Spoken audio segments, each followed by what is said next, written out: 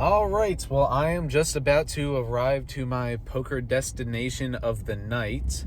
Not sure if I'm gonna do a little vlog tonight or not, but if I run good, I just might. So, same game as last time, just with a lot of different people. So it should be a lot more action here, but it's gonna be a 10-cent, 20-cent, $20 buy-in game. So pretty simple. These guys like to do a lot more PLO and gamble a lot more, do a lot more bomb pots and things like that. So should be pretty fun to watch if you are interested. But let's get into some hands. First hand of the night, I pick up Queen 10 offsuit in the big blind. It goes for mentioning that currently we're playing four-handed, but the game does grow as we go on. Also, I should mention that I don't really know what I was doing in about the first 5 or more or so hands, something like that. So just hang tight with me. Can't really justify a lot of decisions that I make early on, but it does get better. One of those bad decisions was when the action limped around to me pre-flop. I just checked this onto the flop with a pretty good hand. In the flop comes ace 10-6, 2 spades, so I have a second pair with a pretty good kicker. I think I'm good to check or bet here. Probably betting's better more of the time than checking is, which I decided to do. And then Aaron, who is the button at the top of your screen, decides to lead out for $1, getting everybody else but myself out to the turn, which comes the 2 of hearts. Aaron is a pretty gambly player, probably the most of the bunch at the table, so I think I'm probably ahead here, especially when he doesn't raise pre-flop with an ace, causing me to lead out for $2 or make that $1.50, and he calls to the river, which comes the 5 of spades. So the spade draw does get there, and one of those decisions that I don't really love that I made is, even though it wasn't a very big bet, I decided to bet half pot $3, just kind of value betting my 10. And then I just kind of get caught there as Aaron decides to bet $10. And at this point, he's just playing his hand face up. Small bet on the flop, a call on the turn, and then a raise on the river tells me every day that he has the flush there. So got to throw this one away, and he is nice enough to show us this time that he did indeed hit the 8-3 flush. On to the next hand, I pick up ace-2 offsuit on the button. When the action limps to me, I'm happy just to make the call here with my bad ace, and the action limps all the way around to Aaron, who's now in the big blind, and he decides to raise this one up to $1. So with the worst possible ace, I can definitely be getting out of the way most of the time, but that's not what I do this time, as well as one other caller to the flop. And the flop comes down 10-9-9 with 2 spades, so I have the backdoor nut flush draw with the ace of spades, as well as ace high on a paired board, so I really don't hate my hand at all here, especially when the action checks to me. I'm going to be leading out for $1.50, see if I can just take this one down without much of a fight. And we find out pretty quickly that's not going to be the case, as Aaron check raises me to $4. The other player gets out of the way, and I'm going to be making the call here. There's a lot of cards that can help me out on the turn, whether it's an ace or a spade or something like that, and the turn kind of helps us out a little bit. So I get the 10 of clubs on the turn, and now I have 2 pair with the best kicker. I like that card even more when the action goes check, check, and now the river comes out. The 5 of hearts shouldn't change anything at all. I'm just happy to check this one to showdown. But Aaron likes his hand a little more than that, as he is going to lead out for another $4.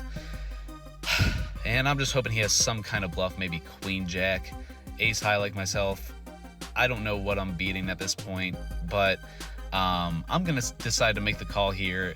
And I think anything's better than that, a fold, a raise, anything's better than a call in this instance. But that's what I do. I stick in the call, and we get the bad news that he has kings.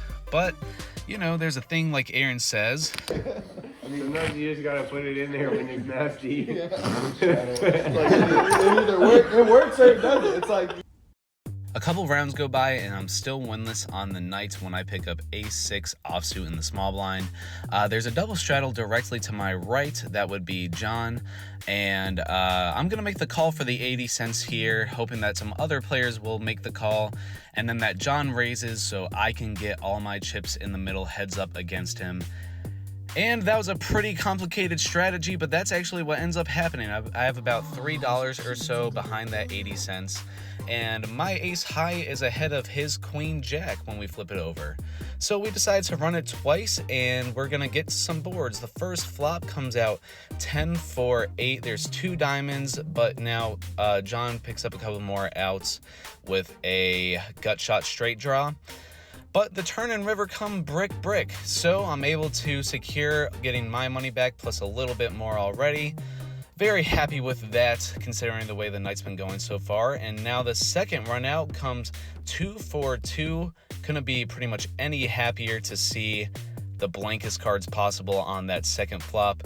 And I get a pair on the turn, I have a 6, and then the river comes the king of diamonds. So I steal both those boards, and I'm able to get a little more than a double up out of this one. And this next game we're playing PLO, or Pot Limit Omaha, which is essentially like a 4-card Texas Hold'em. The differences are, one, that you have to play exactly 2 of the cards in your hand at showdown. Meaning, in theory, whatever 2 cards on the board that benefit you the least, you would have to replace those with the 2 most beneficial cards in your hand to that board to find your best 5-card combination. The other difference is the betting. In PLO, it's pot limit, meaning you can't lead out for any more than that is in the pot. But the exception to that is if somebody has already let out, you can raise their bet to 3 times the amount plus whatever is in the pot. So it can get a little bit confusing, at least the betting part of it, but overall the game is pretty standard. So the first PLO hand of the night, I have Queen 10-9-7 with 2 spades on the button. And it's not the best hand, not the worst hand in PLO either. So when somebody max bets this one up to $1, I'm gonna call as well as everybody else to the flop. And the flop comes Jack 4-8 with 2 clubs and 1 spade. So I have the backdoor spade draw, but I have straight outs everywhere. Any 7, 9, 10, or queen gives me a straight, but unfortunately those are all the cards in my hand there, so I lose a few outs. But when somebody pots this one, that just covers my all-in, so I'm gonna call, and there's still 2 players in play. And then the turn comes the king of hearts giving me the nuts, and they get themselves all in, and I tell them the good news. I have the nuts. I got a killer draw. Aces. Once or twice. Straight draw. The nuts. And John was correct to be confused, because not only do I not have the nuts, I do not have anything at all. I thought the king gave me the nut straight, but it turns out I have a 7-card straight if I pair my hand to the board, but I don't have anything at all if I play 2 of my cards. However, that king gave me 1 extra out. The ace helps me out there too. But when we find out the river comes the blankest blank that could come, the 2 of diamonds, there's no helping me here, and I lose my first stack of the night. Back to Hold'em, I finally pick up a premium. It's ace queen in the big blind, and I have a brand new stack as well. And the player to my left, Chad, immediately gets out of the way. Aaron decides to raise this one up to $1.50, and John calls beside me, which is great because I'm going to be piling a lot more money into the middle here. I make it $6.50, and Aaron snaps all in for about $8 or $9 in total. John with about the same is also all in, and obviously I am not going anywhere. We flip over our cards, and I have them demolished. John has Queen 9, Aaron has 9-7. We're pretty much all holding each other's outs, so ace high should be good here a whole lot of the time. We elect to run the boards twice, and the flop on the first board comes 10-5 ace with 2 spades, which is terrifying because Aaron has spades right now, and the turn comes the 4 of clubs, which looks pretty good, but the river, the 7 of hearts. So Aaron hits a pair of 7s on that river, so he's going to take that first board. Well, I have an ace. Until I remember I have a pair of aces. I was so concerned about the flush draw on the flop, I didn't even realize I had flop top pair. So I locked that one up, and then the board on the second one comes king 2 ace, hit top pair there as well, and when the turn comes the 2 of hearts, my opponents are drawing dead, so I'm able to get a nice just about double up out of this one, being back to about even on the night. In the next 3 hands in a row, I pretty much pick up the exact same ace high, ace 7, ace 7, and ace 8. And none of them are suited, and I don't think they're like deep enough to like fully cover, but as a whole, I think they might be interesting enough to like do a little summary on. So that's what I'm gonna do. But on the first ace high hand with ace 7, ace of spades, I actually flopped top pair, and then I'm gonna end up losing $8 with top pair at showdown. I believe I lost to ace 9 that time. And then on the next hand, I pick up the exact same hand with the ace of hearts and end up profiting $5 with third pair. And I think I beat a 6 at showdown. And then ace 8, I won $3 somehow. I don't think I was bluffing, but I threw some money into the middle on the flop, and I can't remember exactly what I was thinking with that one. So maybe I flopped an ace, maybe I had nothing. Just thought it was kind of interesting how these 3 hands in a row did really nothing for me either way, with pretty much the same hand. So just thought it was kind of cool. As the game grows, we decide to go back to a round of PLO, and in this one I actually pick up pocket aces as well as the 4 and 8 of clubs on the button. The action limps all the way around to John, who once again is the player directly to my right, and he decides to raise this one up to 75 cents, which is pretty cool because I wanted to put some more money in this pot anyway. So I re-raised to $3, and to my surprise, actually, everybody calls this one to the flop. So we have a pretty big pot at this point, but the flop comes out Jack 7-4 rainbow, and excuse that club on the 4, that's not correct. But the action checks all the way around to me, which should be good unless somebody is trapping with jacks or 7s. But I'm gonna find that out pretty quickly, as I'm just gonna lead out for a bet of $10, see if anybody's serious about their hand, and even if my aces are ahead of a hand that wants to play, I don't know if they will be for long, especially in PLO. So to my luck, everybody folds their hand in this one, and I learned that I was up against pocket kings and queens, and I even got a 7-4 2 pair to fold there. So happy with the results of this one, especially because for the first time in the night, my stack is in the positive column. On to the next PLO hand. I pick up Jack 10, Queen 7 with the Jack and Queen of hearts. By the time the action gets to me, it's raised up to 75 cents, which I feel like is a pretty fair price to continue with a half-decent PLO hand. So I'm going to be making the call as well as 3 others, and we're going to be going 4 ways to the flop, which comes out 8, 9, 10 with 2 diamonds. I flop the nuts on this board, and it's actually going to be Sean, who's the player directly to John's right, who's going to lead out for $1.50 on this one. You'll see him in the green jacket to the far right of the screen. But John calls, and obviously with the nuts here, I'm gonna want to be putting a lot more money into this pot. So I make it $6, and once again, Aaron snaps all in for about $26. Sean Snap calls for about $24, and I don't know what those guys have, but John gets out of the way, and obviously with the nuts, I'm never going to be folding there. So I make the call, and it's great news to see that Aaron has the jack high straight, drawing to pretty much just a queen to chop. And the bad news is that Sean has the nuts as well with a diamond redraw. So he has a lot more equity than I do, because the only backdoor equity I have is just having a pair of 10s. But he wants to run it once, and we see the 2 of spades on the turn, which is just about as clean as it gets, and then we see the 5 of spades on the river. So I'm able to dodge the diamonds, and nobody was playing backdoor spades. So I get to steal the side pot from Aaron, which was pretty small, but I also get to take half of the main pot, which was pretty sizable. And I'm just really happy to get some run good here and hope it carries over. In this next hand, we're playing a double-boarded PLO bomb pot. It's 50 cents to play this one, and now with a table of 6, we have a pot of $3 as I pick up 6, 2, 10, 5 with the 2 and the 5 of spades. So not particularly excited about this one. At least that's until the flop. The flop on the first board comes out 5, Jack, 8, which gives me bottom pair with a weak kicker and some weak backdoor draw. So not a whole lot going for me there. But on the second board, I flop the nuts. It comes 4, 3, ace, and I have 2, 5 to complete the straight. I'm gonna lead out for $2, and Aaron calls. My brother Ian, who just got to the game, decides that that's not enough for him. He raises it up to $8, getting the players between me and him to fold, and obviously with the nuts, I'm not gonna be folding on that second board. Aaron calls as well to the turn, which comes the Queen of Hearts on the first board and the 8 of Spades on the second board. Obviously, the Queen of Hearts doesn't change anything for me. And the 8 of Spades helps me retain the nuts at the moment. I'm actually going to check this one over, though. I don't know how long 2-5 can be the nuts in PLO, and I could actually be dominated by somebody else holding 2-5 and having a lot of equity on the other board as well. So for those reasons, I check with plans to call a bet of whoever makes one.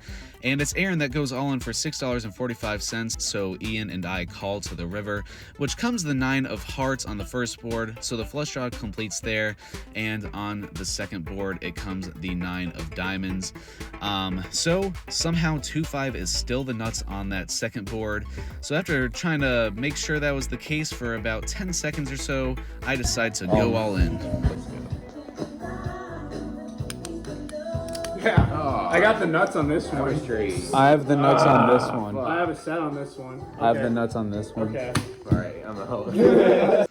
So we basically chop up Aaron's money there, and we find out Ian has a pretty crazy hand as he has the Ace King of Hearts, having the nuts on the top board, and on the second board he had the second nuts with pocket aces. Pretty much a dream spot for him, and very unfortunate for him that he's chopping this one with me. But I'm happy to get that win anyways, and glad to be carrying some momentum going back into Hold'em. Hey guys, just a quick interruption. That's if you're enjoying the content, it would be awesome if you liked and subscribed. It would go a long way with me. That video was so hard to make and just took multiple hours of multiple days. So if you could do that, that'd be great. And it would also just give me a good idea too to see if you guys would be interested in content like this moving forward. And if you have any thoughts on the video, or if there's something that interested you or disinterested you, leave those things in the comments. That stuff's great for me to know. And as far as the rest of my content on my channel currently goes, most of it's just videos of me and my friends making videos about inside jokes that we have. So feel free to check that out, but there's also another poker vlog on there that I made about a year ago, so if you're interested, you can look at that as well. That'd be awesome. The other thing is that if you've enjoyed the music in this video, you can give the credit to my brother Ian Hutchison, who's present in this game as well. He is known in the music world as Hutchie or Hutchie Productions, and you can find his content on Apple Music, Spotify, YouTube, this thing, Amazon Music, which I didn't know was a thing until yesterday. But he has some pretty cool stuff, and you should feel free to check that out as well. And personally, I recommend Distance and 3DM from him.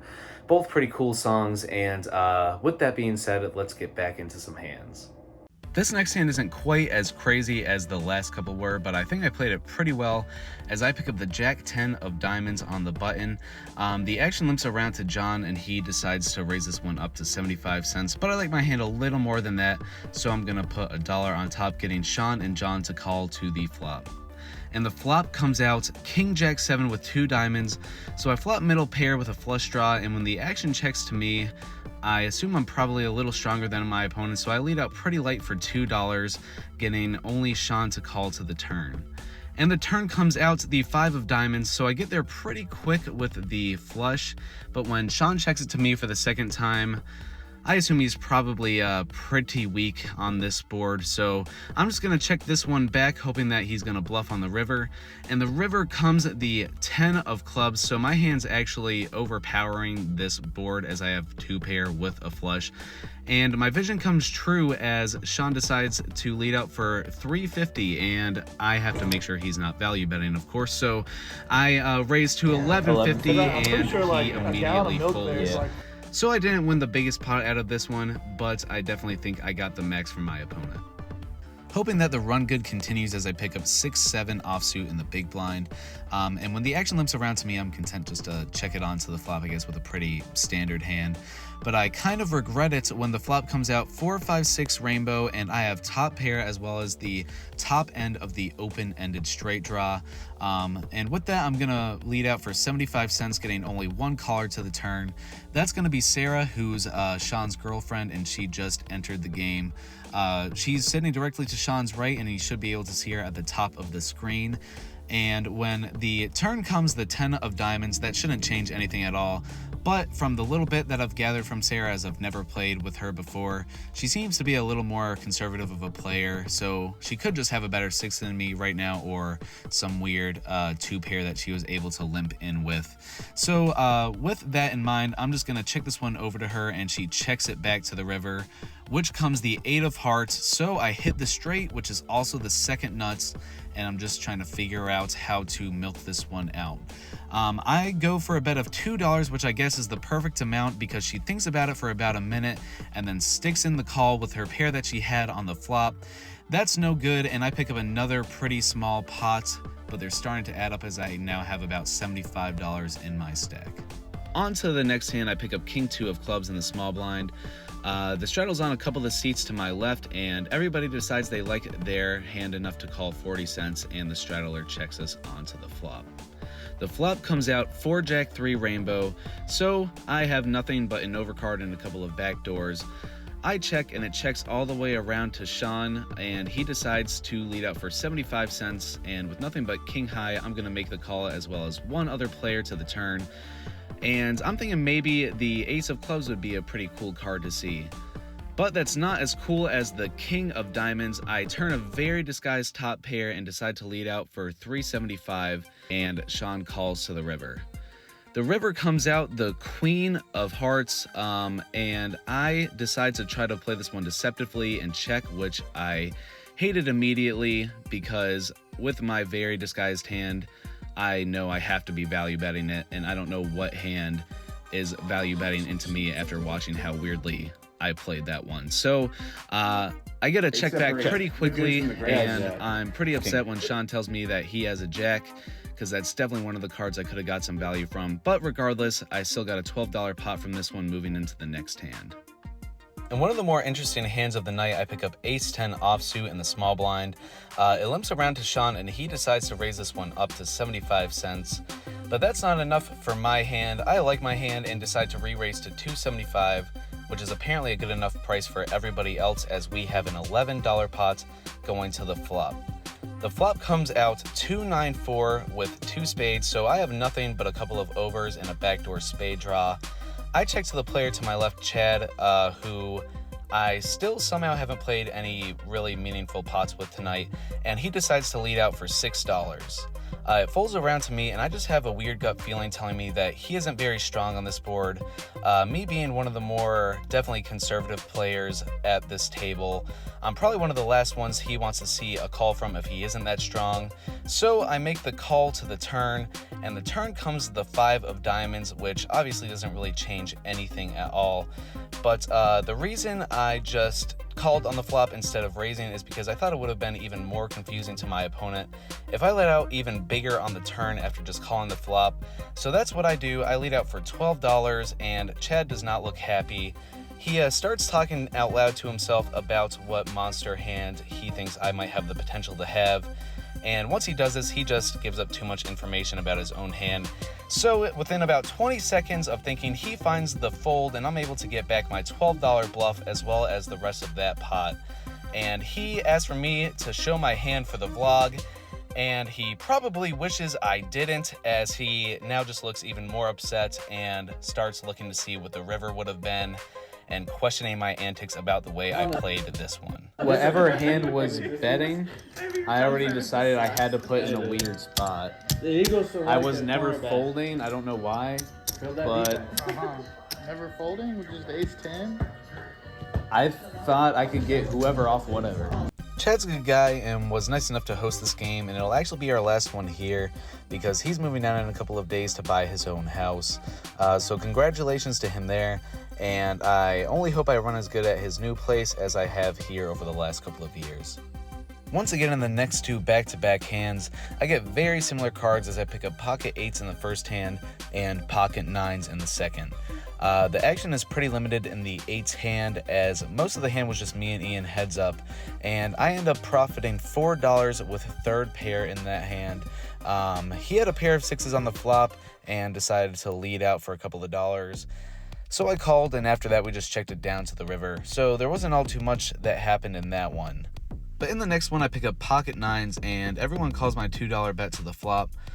The flop comes 10 high, and Chad decides to lead out for a pot-sized bet, which definitely feels a little odd, especially considering this one wasn't too long after the ace-10 bluff hand. But regardless, I let this one go, even though it did feel really weird, because I would have had to play it out of position, and with nines, I don't know what turn's going to help me out. It's just going to get more confusing as the hand goes, I feel like, with my particular hand. And I probably would have had to face another pretty strong, at least one street of aggression, which I just would rather not do with nines. So I took the passive route in this one and was content with losing the minimum, even though after the hand, he told me nines were good. We're back to PLO again when I pick up ace 7, 10, 8 with the ace 7 and 8 of hearts. It gets raised up to $1, and I call on the button as we head 4 ways to the flop. The flop comes 10 ace 6 rainbow, so I flop top 2 pair on a pretty dry board, and Ian, who once again is the player to the top left of your screen wearing a gray shirt, decides to lead out for $1 on this board, getting a call from Sarah, but I decide to raise to $4 with the best possible 2 pair. And Ian calls to the turn, but Sarah folds, so we have a $13 pot, and the turn comes out the king of clubs, which definitely downgrades me. I no longer have top 2 pair, and now jack queen makes a straight. So when Ian decides to lead out for $4, I'm just going to make the call to the river. And the river comes the ace of diamonds, giving me the full house in the second nuts. And on this card, actually, Ian decides to lead $10 into me.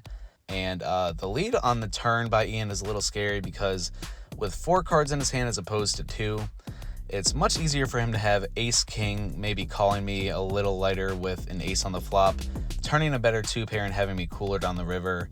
And since we're so deep with maybe about $65 remaining in our stacks, raising could turn into a disaster for me if he goes all in while knowing I'm never going to be bluffing in the spot and basically forcing myself into a position to call with a slightly worse hand. Considering all this for about 30 seconds, I just decided to make the call, and I barely have him notched as he has ace 6, which is the third nuts, to my second nuts, and I win a $41 pot in this one, and he tells me that even if I raised, he would have had to fold, which is good to know because I couldn't have gotten paid any more from this one anyways, at least without putting my stack at risk to a hypothetical better hand. On to the next hand, I pick up pocket 2s. The action limps to me, and most of the time I won't be getting 2 out of line with this hand, so I just make the call and we have a limped pot to the flop.